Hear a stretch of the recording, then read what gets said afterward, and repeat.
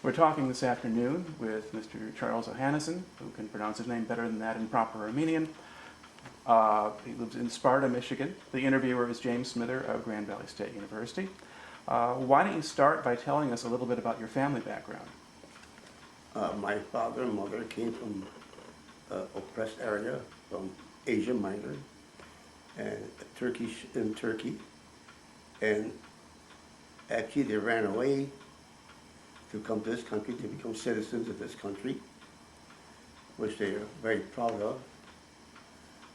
On my father's side, there was a genocide. They killed his father and mother, the Turks did, because they're Muslim and Armenians are Christians.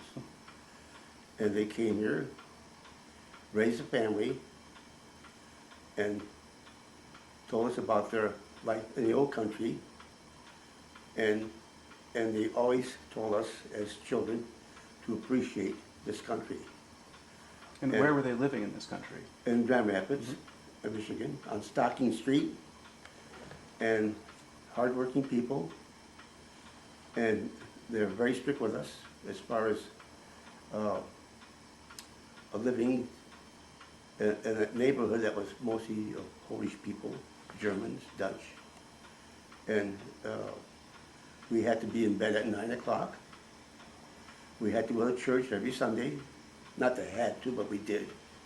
And we were poor, very poor. Our family was on welfare, so we got to appreciate the things that were given to us. We, as children, grew up. I have 3 older sisters and a brother. We didn't have much as far as clothing or presents, Christmas time. We didn't have those things. The closest I had, I think when I was 11 or 12 years old, was an orange and a banana, Christmas time. This was a gift. Today the kids have hundreds and hundreds of dollars of tapes and cell phones and this and that. We didn't have those things. Our closest thing to it was the radio, which we could not use after 9 o'clock. That was a fact. We had to be in bed, and then we had to get up at 7 o'clock, go to school. And like I said, our parents were strict with us. We grew up that way. We never got in trouble, never did, could not. I graduated from Union High School with honors, and I excelled in history. I loved history. My English was not too good. I learned Spanish a little bit, because that was either Spanish, French, or I took Spanish instead. But after graduation, I applied for an application to the U of M, University of Michigan, in the field of archaeology. And what led you to archaeology? I love history. I just loved history. That was my main topic in school. I loved anything in history. I would go right into it. And I passed the entrance exam. And when it came time to go, because war was on. The war started in 1941. This was 1942. I was not trying to get out of the services or anything like that. I wanted to get a good education because I was after it. And when I present this to my father, he says, "What is this archaeology?" Being an old country man, I had to explain to him in Armenian what it was. And then he threw it back at me saying that, "What, get a shovel, dig holes?" At that, I couldn't answer no. I said, "I cannot do this. I have 4 other children, and I'm not going to waste my money on this stupid thing you got, archaeology." I rebelled. I didn't say nothing to them. I went to the federal building, and I signed up, and I enlisted in the Army. And when it came time to go, I didn't tell my mother. I forged their names. I wasn't supposed to. When it was time to leave for Kalamazoo to be sworn in at the Burdick Hotel, then I told my mother what I had done. And she said, "You cannot go." I said, "Ma, I gotta go. I got to leave home. I have to have I have to claim my independence. Mhm. I have to go. I said, I love you both, Pa and Ma, but I have to go. I can't stay here no more. I have to go and claim my place in life. So I got to Burdick Hotel. Like I said, I was an enlisted man. I got sworn in as an enlisted man. Somehow, I saw two of my Polish friends there, Mhm. and I started talking to them. And as we're going down the line, this man told me, open your hands. He stamped 4 numbers on it. I thought it was a joke. I thought that, but it wasn't no joke. And I got sworn in again for the second time. Mhm. And this time, I didn't know at the time, but I did wrong. It was wrong. They took us from there to Battle Creek, Fort Custer. Mhm. We stayed there for 2 or 3 days, and I started talking about what happened. They said, no, you're a draftee now. I said, no, I'm an enlisted man. I'm not a draftee. I never was drafted. I said, I might be drafted next year in 43, but this is 1942. I said, I enlisted. So when I went to the commanding officer at Fort Custer, he said, no. He says, young man, we need your blood. You cannot go. And in fact, the following day, most of us were put on trains Mhm. and sent to Camp Walters, Texas, where I received infantry basic training. And I was there for 13 weeks. what was the camp itself like, just physically? The camp at Camp Walters, Walters, Texas, yeah. it was a huge camp, very big, near Dallas, maybe 50 miles around Dallas someplace, Fort Worth, around that area someplace. And it was late fall. I learned all I could about weapons. Everything I could learn about the weapons, I learned fast. I could even take my M1 rifle apart, blindfold, and put it back together. I taught myself how to do that. We took bayonet practice, we did that too. We went to rifle ranges, we did all of that. It was rough going, but I did it. Some guys could not take the pressure. I was young, 18-year-old. And after our basic training, I learned, by then when I was over there at Camp Walters, I took 2 weeks of, in my time, first aid to learn because they always told us, learn how to survive. Survive. It was drilled into us. So I was one of them that I wanted to survive. I wanted to learn everything I could learn. Well, from there we went to Camp Chenango, Pennsylvania. We were there for a few weeks, 3 weeks or so, and then they shipped us to Camp Patrick Henry, Virginia. And I was there, the whole camp was wired in, and every 100 feet was outside this thing was soldiers with machine guns, Why was that? so that we don't escape. That was there, I saw it. Every 50, 100 feet, every 100 feet was, on the other side of the wire fence was machine guns. This is true. And we said, Jesus, what's going on? Why do they have to fence us in for? We're not cowards, we're not gonna run away. But they had it there, in case anybody decided they don't want to go overseas. I think this is what their objective was. After 4 or 5 days, they took us out of there and put us on the ships, convoy, and shipped us to Africa. At this point, had you been assigned to a particular division or unit, No, or were you just no. replacements at that point? Replacement. And I ended up with the 2nd Armored Division, 41st Infantry Regiment, H Company. Later on, the division was so big, they cut the division in half. It was known as Combat Command A, Combat Command B, and I was in B section, but it was the same division. Right.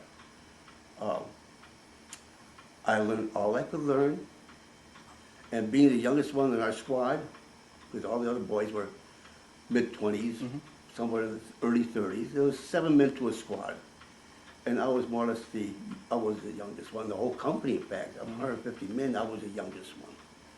So our sergeant decided that I was going to be a bazooka man. I said, what in the world is a bazooka? It's a rocket launcher. So I learned how to use it accurately. So they gave the biggest weapon to the smallest guy? Yes. Army. Army, you know. And then they decide to, and since I couldn't throw hand grenades too well, because I'm left-handed, in fact, when I fired my rifle, when the empty shell came out, it would always hit the side of my face, because I'll be left-handed, holding the rifle over here.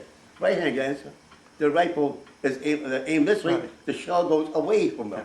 I can- I'll be left-handed, I can see that. What about the grenade thing? What's wrong with being Oh, no. left-handed and throwing All a right. grenade? my arms are short. Yeah. I didn't practicing throwing hand grenades. It exploded later on, me exploding and all that. But I couldn't throw as far as the other guys. They could throw maybe 15 feet further than me. So my sergeant says, Charlie, we're going to give you an 03 rifle. An 03 rifle is the 1903 rifle. You put a launcher about that big onto it, attach it on, you leave it on. You put a blank shell in the chamber, then you put your hand grenade here.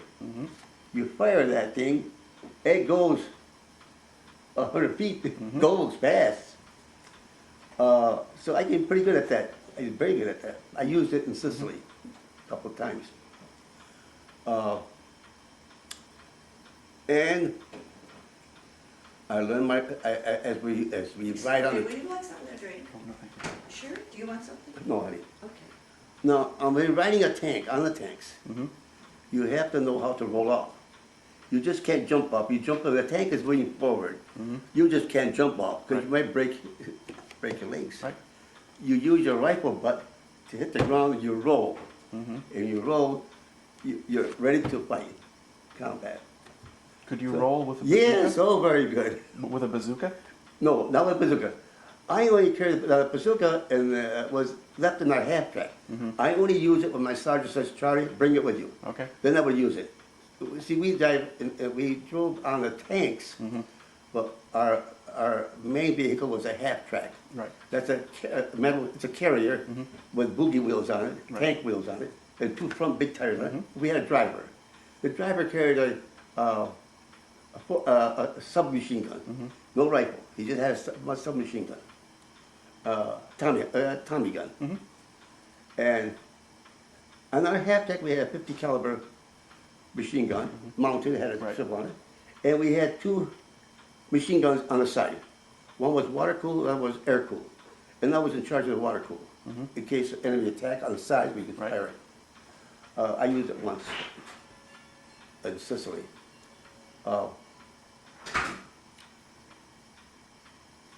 When we landed, well, in Africa, North Africa, this General Patton had our whole division waiting for him to come. I never met the man, but I heard a lot about him. We were in our OD uniforms, which is the uniform of the soldier that they wear. They should have gave us khaki uniforms, which they didn't give to us. They gave it to us later on, but it was at that time. We're waiting for this general to come, and it was so hot in the African sun. It's 115 degrees. It's hot. We're sweating. When he finally came on this platform, he had a crazy-looking dog, spotted dog, black or white or brown or white, I forget which. And he came, this general came, he had a baton about that long, hitting this thing with it, hitting it. And he called us, this happened, he called us bastards. And one of the sentences I remember him telling us was that, now remember, there's 16,000 of us there. Right. And we're all at attention, we're sweating. And he's going on, and he says, you bastard, when I tell you to take that hill, you take it, don't come back. This was, now, the man is a brilliant general. I learned that years later. But at that time, we all hated his guts. That put a little fear in me. I said, this man is crazy. I mean, at that time, I'm a 19-year-old guy now. This man's crazy, he's out to kill us all. No, that's not true. He knew warfare. He knew.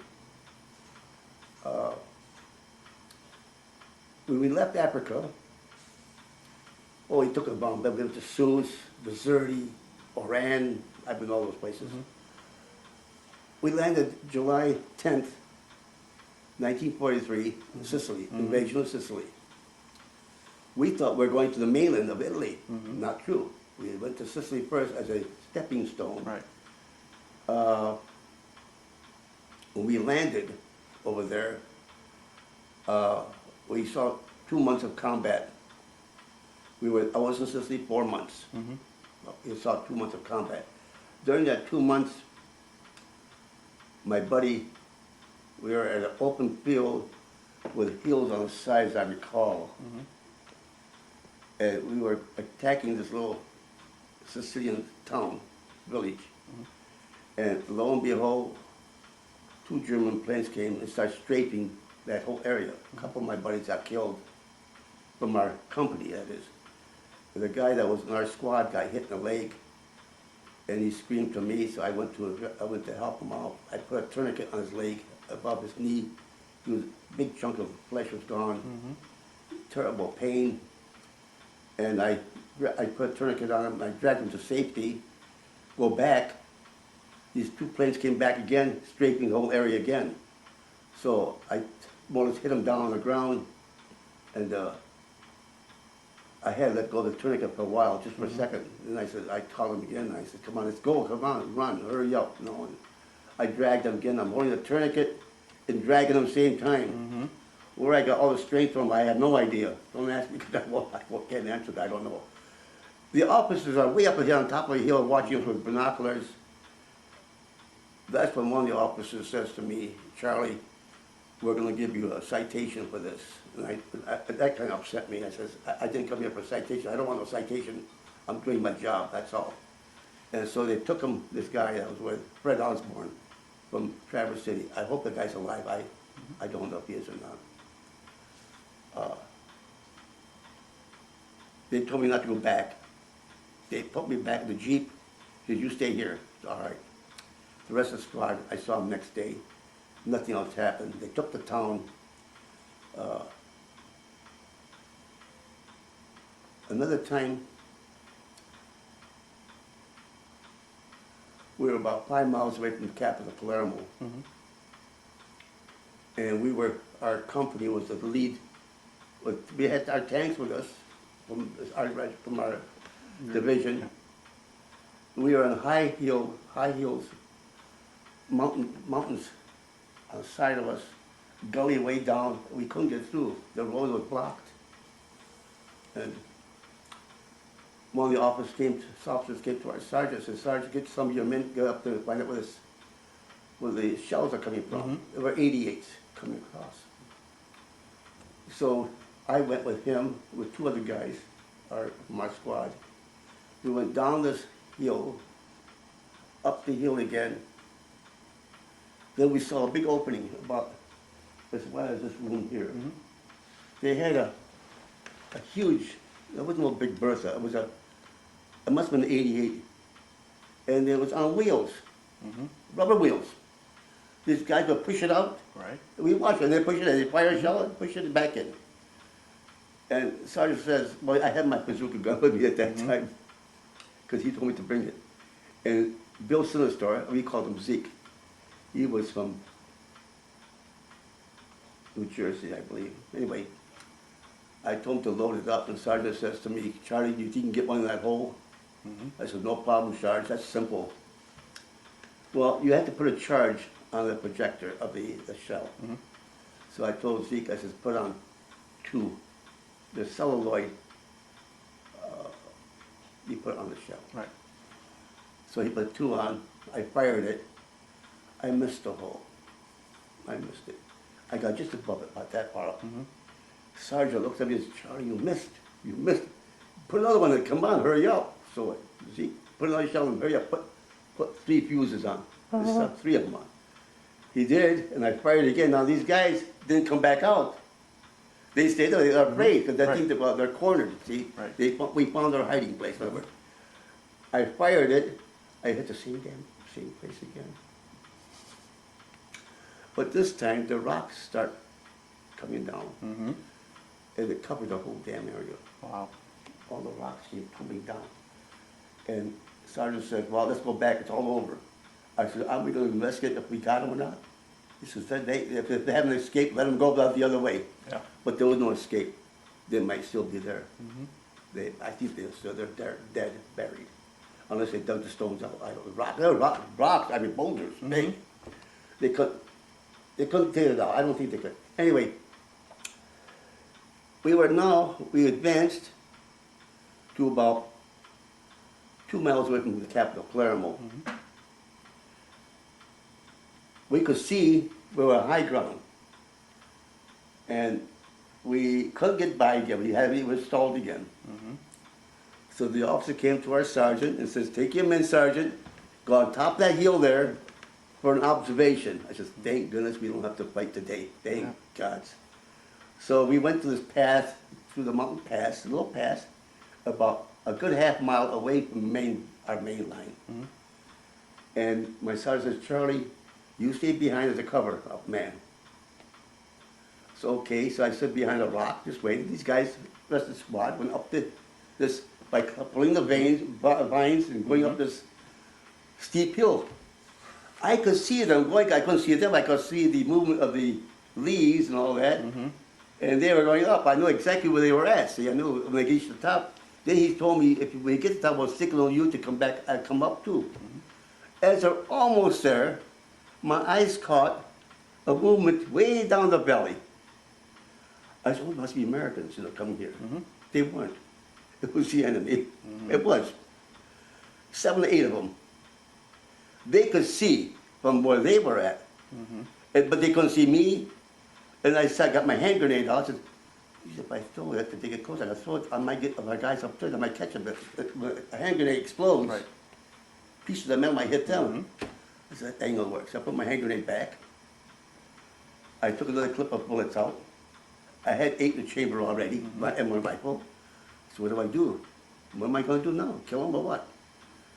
So I fired rapid fire, about that far above their heads. Right. I did. They all hit the ground. Sergeant up there is yelling at me, "What the hell is going on, Charlie?" I said, "I don't know."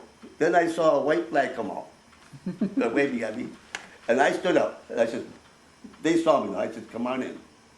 They came in. Joe Crowder came down. I told my sergeant, I yelled, "I need help. I can't disarm them all. I'm all alone." So he came down. He held them with his rifle, and I went through all their goodies. I took all their watches away from them. I took all their money away from them. I stripped them clean, and I received this concertina. I took that away from them too. My daughter's got it now. And I got the rifles and smashed it against the rocks, right in half. I broke them in half. I smashed them. Got them by the barrel and just smashed them all. I took the grenades and threw them away. Then I just threw them out. And then Joe said, "Well, I'm going back." I said, "Okay, Joe." So I took the prisoners in. Now, this is another funny part again. The officers see this on the binoculars. They know it's going to hear the rifle shots because I fired it. I fired all these shots, bullets. I fired empty clips of bullets in the beginning. The officers naturally are looking at what Charlie's doing, what's going on. No. As I bring these prisoners in, their hands up in the air, he says, "What are you being here for?" "This is my officer, Lieutenant Rader." I'll never forget that name, Rader. "What you bring here for? Why didn't you kill him?"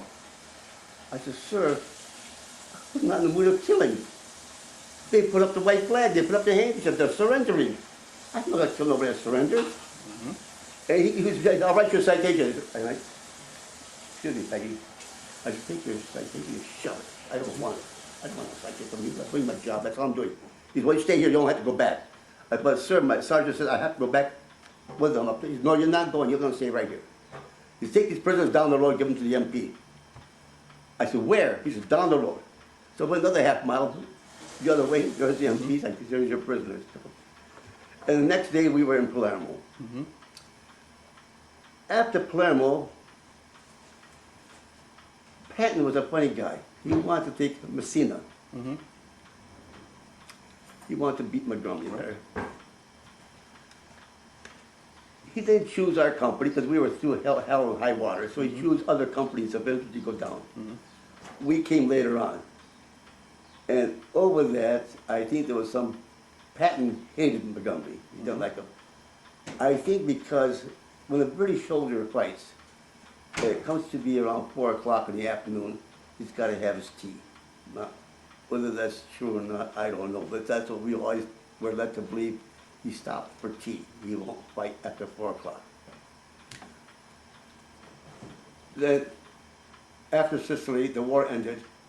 We were there for 2 more months. And then we got back, our whole division got back on the ships again. And by that time, we thought we were going to Italy, which we did not. We got on the ships that went through the Mediterranean, out of Gibraltar. Coincidentally, as we docked at Gibraltar, our whole division, I decided I want to go jump in the water. I'm thinking maybe 30, 40 feet deep. Not true. Maybe a couple 100 feet deep. Wow. I didn't know this. I wanted to get in the water. I wanted to say I swam in the Mediterranean Sea. So I jumped in. I'm going down, down. I had my shorts on. No, nothing else. That's my shorts. No shoes, nothing, no socks. I jumped in. I'm going down, down. I said, hey, wait a minute. As I'm going down in the water, I must have went down about 20 feet. I said, this is endless. I want to push back up again. So I got my little feet going, paddle it back up again. I said, that's my last time I ever go in the ocean again, no more. So anyway, we came out of the Mediterranean, we went due west. And I thought we were going to the States. I thought we were going to the United States. We were about 200 to 300 miles away from Newfoundland. And we were always talking about it, but going to the States, we're going to regroup again, and whatever, and have a little celebration, whatever. And no, that's not true. The convoy during the night made a turn, headed for Liverpool, England. They put us in British barracks, more training, always on forced marches. And then June the 3rd of 1944, they put us on ships, and we knew then we were going to go to France. We all thought we were going to Calais, which is directly across the channel. Not true. Our ships convoy went straight south. One of the ships behind us in this convoy blew up. They hit a mine. We were hoping no troops had. We hoped it was just equipment, not the troops. And we thought we'd be next. But that was mined. That area was heavily mined. Right. The initial landing was June the 6th. We landed June 7th. And they told us aboard ship that Allied forces are 5 miles away. That wasn't true. Maybe someplace else, not that place. Not British Omaha beaches, maybe, Beach, no not way. Omaha. No. We landed, and this boat that carried about 35, 40 men, whatever it was, with our officer on board, one of our officers.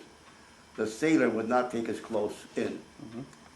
He had us in deep water up to our necks. He opened the front gate up to get us out. We were supposed to run out. What? We didn't know. The officer got his .45 out, aimed at the sailor's head, and called him a name and said, "You take my men in closer, and not drown in water." And he got upset about it, I guess. We just watching. He got us in closer. We got in the water that was about knee deep. We just got out that way. And we are forced march. Halfway up the hill is when the fighting started again. They're shelling us. And we spent the evening there, halfway up the hill. Next morning, our tanks came off the ships. We had our tanks to get on to advance, which we did. And that other night there, we stayed there overnight. And then we started again out to branch out. Had the Germans been fully prepared, they would have wiped us all out. But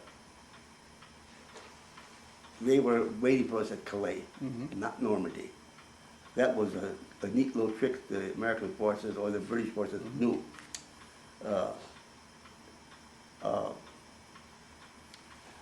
During that time, one of those, another time, in Normandy, we were taking this position in the British dugouts, where the British were gonna attack the city of Caen, Caen, C-A-E-N, Caen. Yeah, French call it Caen, but, Caen, or whatever you wanna call it. And we held this position when the British took off, and we held our position. right, Well, during that time, Sergeant picked me and 3 other guys to be in front. Now, the whole area in front of us is all mined, heavily mined. There was a little pathway on the side we had to walk, and we had to be there on night patrol. Fighting is one thing, but night patrol is frightening, it's scary. Because you're going into the night unknown, where you're gonna step to, what are you gonna step into, we don't know. And every night, we had to go on night patrol, searching the enemy. We could not smoke cigarettes. In fact, we breathed, our cold air would come out, we had to hold our mouth, put a handkerchief around it so that our breath wouldn't come out. right. And we were out to search the enemy as far as how much strength he's got in front of us. We never did find out. But during one of those nights, a German patrol came by. We saw them, they didn't see us. So we motioned by hand signals, don't move, just freeze in your tracks. Don't move, let them go up ahead to find out what they got coming. And when they came back, they came on the opposite side of the hedgerows. So we knew they bypassed us, we went back. About 2 days later, I told the sergeant, I had enough of this night patrol. I don't want to be night patrol no more, get me off. He said, what's wrong? I told him, I said, I don't like night patrol. I can fight, but I don't want this stupid night patrol. I don't want it, get somebody else. Well, the following day, we all moved out anyway, so that took us off the hook. Another time in Normandy, 4 of us captured a finance officer. He was running for his life. We had him nailed. We cornered him. We didn't kill him. I didn't do that. No, I didn't kill him. He had a big black bag. In the black bag was the equivalent of $2 million. We couldn't count it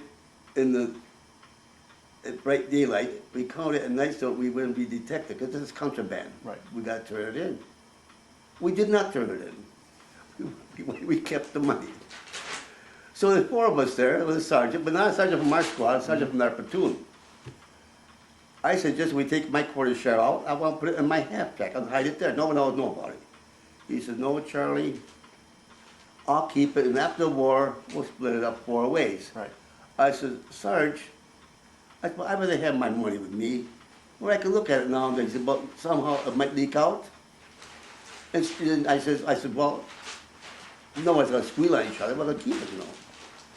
We voted on it, and I was outnumbered. So the vote was 3-1, so he took it, he kept it on his half track. It's contraband, we're not allowed to keep that. We had to turn it in, but we didn't. What they did to the finance officer, somebody bang, bang, killed him, you know. During combat, you can get away with a lot of crap. But anyway, after I got wounded, I wrote to the sergeant about my share, sending it to me. I was in the English hospital. He never answered my letter. Nor could I turn him in. I couldn't do that. You become a squealer, then you can't do that. I said, well, I didn't really earn it. So what am I losing? I'm not losing nothing. If he wanted to give it to me after the war, he could have sent it to me or whatever. He didn't do that either, so that's okay too. Another time, before this happened, our company, half our company was surrounded where we couldn't get out. We just could not get out. We were trapped in this one area, and we couldn't get out. It was impossible. It'd kill us, right? You know, we were running, we were surrounded, and lo and behold, somehow, our tanks from our division came there, about 20 of them, and we got on them, and they called us out. We advanced too fast. We got ahead too fast of the rest of the troops. We went too far ahead. Two of the guys got hit pretty bad. We were firing at them as we were going down the road, firing at the enemy. And whether we hit them or not, I don't know. At this point, were you still in the bocage country with all the hedgerows and things? Yeah. I got wounded on the 3rd of August. A shrapnel hit my leg as I was hitting the ground. I was bleeding a little bit, not much. So one of the guys said, you better go to medic. Oh, by the way, they had a nickname for me, Lightning. They came about when I was running. I ran the mile in just a hair over 4.5 minutes. So I was nicknamed Lightning. Even the officers called me Lightning. I was so fast with my feet, very fast. Well, anyway, they bandaged me up, and the doctor says to me, well, you'll be out for at least a week. I said, no, I'm going back to my unit. No way, sir, I'm going back. I got back in the Jeep, and he took me back. But 2 days later, I got hit again. How that happened was that the officer came to our sergeant, said, Sergeant, we were being shelled by the enemy, and we were shelled, heavily shelled. Take your men and draw fire, so they won't fire on the rest of the guys that are digging in. So, as I told Bill, I said, Bill, I think we're in for it. And he told me, he said, we're not coming back, Charlie, we're not coming back. I said, don't worry about it, we had a close shave before, we'll get back, we'll be all right, don't worry. Well, we started out at 9 o'clock in the morning, and we were zigzagging through these hedgerows with 3 tanks. And the last hedgerow, we were too far ahead. They started shelling us again, and Cliff got hit. Our sergeant he got hit. Joe Crowder got hit 6 times. It happened so fast. I got hit, and I was bleeding quite bad. I crawled as fast as I could on my body. I crawled to the edge of the hedgerow. When I looked back, 2 of the tanks were on fire. Whether the other tank, those guys in the tank got out or not, I never will know.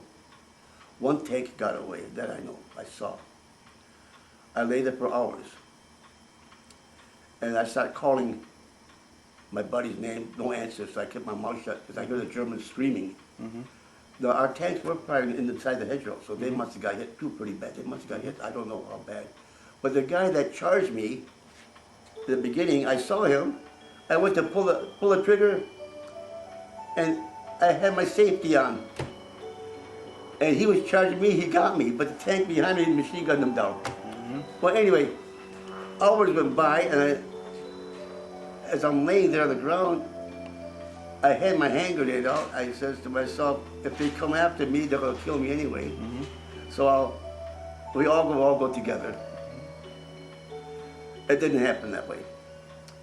I said to myself, I gotta get back. I don't know how. I'm gonna crawl back. So I crawled with my hands and nails. I left the hand grenade there in the field. I left it right there, that 1 hand grenade. I put my rifle on my shoulder behind me. I crawled quite a distance, a long ways. And I saw 2 guys up ahead with stretcher. And I waved at them, whether it was the enemy or not. I took a chance. They were our guys from our outfit with a stretcher. They hauled me in. And I told them to go after my buddy. He said, no, we're taking you out first. When I got to the medic, excuse me. Peggy, you want to get that? It's music on. Call from Major Edward. Oh, it's my daughter. So anyway, Oops. There we go. they got me to the doctor in the rear area. He was in a little hut, and he went to cut my pant leg open, and then I went a little hysterical. I had my rifle on me, and I aimed it at him, and I threatened to kill him. I guess this happens sometimes. I don't know why it happened to me for, but I got hysterical a little bit. I don't want him to touch me. And after a while, he told the 2 guys that brought me in, get this man out of here, I can't deal with him. So I was still on the stretcher, they hauled me and put me in this vehicle, took me to a field hospital, a couple miles back, I guess. And the nurse tried the same thing, and I did the same thing to her too, but I tore her blouse. I swore at her, don't touch me. And next thing I knew, someone jabbed me. And either that day or that next morning, I was on an airplane. I didn't know, I knew I was on an airplane because I woke up. I was on an airplane, there's 3, 4 of the guys on the airplane with me, and they hauled us to England. They took us to a medical hospital. The hospital there was all barracks, but not the hospital we have here, not that kind. And every day, every 4 hours, they gave me shots in the body, arms, legs. And after that, towards the end of November, they told me I was going to be CI'd home, which meant zone of interior. And I was never so glad. And on the ship, coming back, we had huge mountainous waves. It took us 3 weeks to cross the Atlantic. After 2 weeks, the ocean was calm again. And about 3 or 4 days before we were supposed to dock in Charleston, South Carolina, word came on the loudspeakers, there's a submarine chasing us. We didn't know why it was chasing us for. We suspected, and they told us to get our life jackets on, which we did. They hauled me on a stretcher, put me on deck. This was a Red Cross ship, all painted white, with big, huge Red Cross on all around the ship, 4 or 5 different, huge, big Red Cross. And was it sailing alone? Yeah, so not in the convoy, so it wouldn't be No, hard no to- convoy, no, yeah. all by ourselves. We're all by ourselves. And we didn't know why the sub was chasing. They said submarine chasing us. We do that much. The sub did surface. I thought, I hope it's an American, maybe cheer us up. Yeah. It was a German sub. Scared the hell out of me. And I thought to myself, my mind says to me, I wonder what it feels like to drown. This was the first thing that entered my head. What if we drown? Are they so merciful? Aren't they merciful? Well, they came on deck, German officers, sailors, and they waving at us, but in slow motion, as if, why did they just wave at us, but they slow motion waving at us. So we waved back to them, back, and under my breath, I'm saying, you dirty, leave us alone. We got to Charleston, and the Salvation Army was there with Coke, I remember I could speak of coffee, donuts, Babe Ruth candy bars, a couple of 100 people there in dock waving at us, American flags. And they took us off the ship. I was on a stretcher yet. And no interviews. We wouldn't get no interviews, so I was not in no mood. If anybody asked me, I would give them my Is stuff. that your watch beeping at you? Anyway, I would not talk. I can't talk about why at that time I was not in the mood to do anything like that. Anyway, I told the sailors, put me down. Not put me down on the ground, put me down. And they wouldn't do it, but I says, I insist you put me down. They put me down. I got on my hands and knees and I kissed that ground. I says, thank you, Jesus. You brought me back home. They took me to Shark Hospital. And they told me where I could go for my operation. I knew I had an operation. They told me either San Diego, Tampa, or Percy Jones, Battle Creek. Actually, Battle Creek. All right. Battle Creek, no other way. And I called my mother up. They gave me a chance to call her up, talk to her. And she got so excited. She's crying and crying. I said, Ma, don't cry. She's talking to me in Armenian, and I'm answering back in English. I forgot the language a little bit. Though I can speak it now, but I mean, I was answering it back in English. Right. She said, well, come down there right now. I said, no, Ma, don't come there. Don't drive here. I said, don't come here. I'll be home soon. This is already December 19, 44. And within 2 days, I was back by train to Percy Jones Hospital. And the doctor says I'll have to have an operation December 23rd of 1944. You have to have an operation December 5th, a week and a half. I said, Doc, I gotta go home for Christmas. I don't want to stay, I gotta go. He wouldn't let me go. I insisted on it, so he finally let me go. And I hitchhiked. Like I told you earlier, this man, I'll never know, he's an older man. He took me to Plainwell, dropped me up at the bridge there. And I stayed at the bridge, I was smoking cigarettes, and then I guess an hour later, another vehicle came by, I waved at him, flagged him down. He picked me up, and he had a load of clothes in his vehicle. It was taking the dirty clothes to American Laundry on Division Avenue. And as he's driving me, I'm smoking in this vehicle. And he's always looking at me, and he says, do you have a spare cigarette? I gave him a couple of packs. He told me, where do you live? I told him on Stocking Street, West Side. And I said, what are you doing? He said, I'm taking dirty clothes from Battle Creek, Kalamazoo, going to American Laundry. So we got to Grand Rapids. He says he kept on going. He took me straight to my mother's house on 562 Stocking. That's between 3rd Street and 2nd Street, whatever. So as I'm leaving the vehicle, it's about 6:37.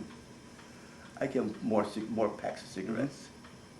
I had a couple cartons with me anyway to give to my father because he loves Camel cigarettes. In those days, they didn't have filters on. Right? Oh, no. And I could get all I wanted, the cigarettes, all I wanted. They cost me not that nickel a pack, no. When I got to the door, like usually I always remember, we always had to go to the side door on that house on Stocking Street. But of course, in school or anything else, there's a side door we had to go to. It wasn't the front, but on the side door. Anyway, I said, I'm gonna go to the front door. There was a little hallway there. I knocked on the door, and my youngest sister, which is older than me, but she came to the door, she's screaming, Mom, Mom, he's home. My mother got up, she's screaming, yelling, crying.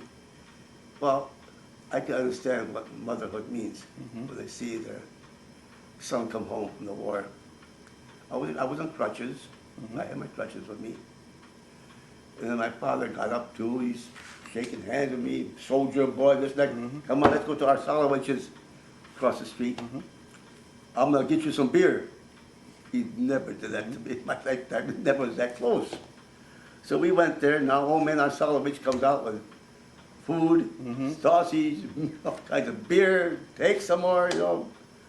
Oh my gosh. And then the next day, somehow word got around. Some lady came from the Grappa's Press, came and took this picture. I said, I don't want an interview. I don't want none of that stuff. I'm not no hero. I said, all the heroes are dead. They're gone. I said, I just did my job. And I'll tell you something.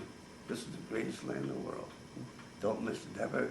Never knock it down. I don't care. The Republican, the Democrat, or Independent. Never knock this gun down. I don't care. I don't give a damn who's president. This is our country. This is where the freedom is. Our freedom is here. It started a couple of 100 years before that. These other people that died before us, they gave up their land, they gave up everything to be free. And this is what I want. There's people in this country who want to see this country destroyed. They'll knock it down. I will never knock this country down, never. Even with all its faults, no one on this earth is perfect. No one in this country, I don't care, Democrat, Republican, we're not perfect. We're different people. It has faults. This government has faults. I know it does. Who cares? We live in the land of freedom. We have our own religion. We practice our own Christian religion. We're free to go where we want to go. We don't have to ask nobody. If we want to work, we work. If we don't want to work, you have to work. You can do what you want. And if you don't like the government, you can You don't like change the it. government? You Change can it. change it Vote without for it. killing people. But don't go knocking Bush down or this guy down or that guy down. Vote for a different man. Change the government, but don't knock him down. He's doing his best. Even me as a human being. I make mistakes in life too. I'm not perfect. I yell at my wife a lot of times. Well, that's part of way of living. But I'm happy to be an American. I'm happy to be in this country. What did you do after you had your operation? I You wanted to, accepted war? got discharged, and the GI Bill was available. Mhm. I could have gone then to the University of Michigan. I Mhm. could have gone. I had a choice. Either marry the girl I'm married to now, Mhm. or go to the University of Michigan. If I go to the University of Michigan, my wife will have to come with me. I can't make enough money to support her and me. Mhm. The government wasn't fixed up that way yet. I Right. mean, I had to work, if I did get a job in Ann Arbor, I would have to work nights. Mhm. Can I get a job? War is still going on yet, the war is still Yeah. on. Can I get a job? I have a high school degree. Mhm. I graduated with honors in history. Mhm. But how far will that take me? Right. You have to have money. Mhm. My father will not give you no money for that. Mhm. He says that's a waste of time. Not true, not true. It's not a waste of time. You're educating yourself to meet your equal. That's what it's all about. So I says, well, I got a choice. I said it to myself. Either I go, if I go, I have to leave her behind, and she might marry somebody else, or I might have to break up or something. Mhm. I said, no. This girl, I said, I'll take her instead. Forget the education. So I did that. But when the GI Bill came out, I learned how to do clocks, Mhm. upholstering. Mhm. That was the only thing available here in Grand Rapids. Mhm. So I did that. Mhm. I worked for the city of Grand Rapids for 5 years. I worked for 7, 8 years as an upholsterer. I lost my teeth doing it because I had to spit tax all the time. Mhm. And I worked my way, again, I'm not college educated. Mhm. I am not. I learned the value of the dollar. I worked hard all my life. I bought real estate. I'm not a real estate man. I know nothing about real estate. I bought real estate for, say, $2,000, I sold for $6,000. Mhm. Or if I bought a house for $4,000 at that time, Mhm. 4,000, I sold for $8,000. Right. I made my money that way. I bought a piece of property in Granville, Michigan, on the corner of Wilson and where the Express Highway is. There's a Shell gas station there. Right, 28th and. Yes, yeah. yes, yeah. Right. I owned that land there. Uh-huh. I bought it from a German man, Bowmaster. He owned that land. And I asked him, can you sell me this land? I said, I have too much money. We're okay. So I bought this land for $7,000, but I didn't have $7,000. I went to my father, and he gave me the money, but he charged me 5% interest, Mhm. which I got to give. Within 3 years, I had that thing paid for. Mhm. A few years later, some young men came to me, they wanted to put a restaurant on that place, called Park Place Restaurant, on this piece of property. And they were paying me nice rent money at that time. At that time, $200 a month, which was a lot of money back then, because the average factory worker was making $30, $35 a week, Right. which was a lot of money. And lo and behold, after that, the state came to me and wanted that land for the express highways that go through Right. there. Well, this is an arm leading off, it bumps right into Wilson and Right. 28th Street. Right. So they approached me, they offered me a ridiculous little price, and my lawyer, Mr. Paul Gullion, Armenian, Mhm. I don't know if you back to that, know him or not.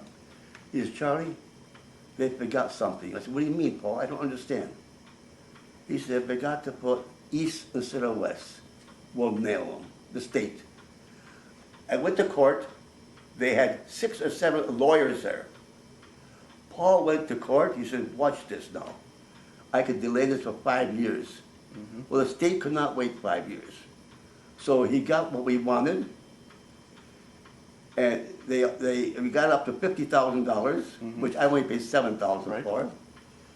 And provided that, I had a house on there too, an old house, old Michigan house. They didn't take that.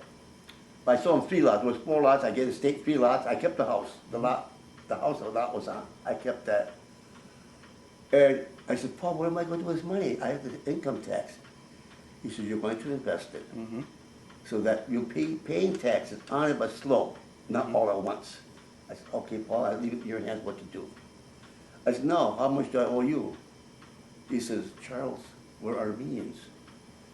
No, I expected to pay him at least 5,000, at least that much. He said, just give me $1,000. I said, Paul, you're a gentleman. I give him $1,000. In fact, he walked me downtown, his office downtown. He walked me to make sure this money was put in the Old Kent Bank downtown. On Monroe Avenue. I think it's not called Old Kent Bank, though, it's called Well, it's Fifth Third now. Fifth Third, But whatever. it was yeah. Old Kent. Yeah, for a long time. to me, it's still Old Kent Bank. Anyway, I got to thinking, I said, geez, there's that much money in real estate? I didn't realize that there's that much money. So I started, see, I'll buy property cheap, make a little money inside. I pay my taxes on it, whatever I made, pay my taxes on it, why not, you know? Yeah. So I got that, got away, and then I started getting jobs in the upholstery. I worked that for a while. I worked for City of Grand Rapids parking meters for a while.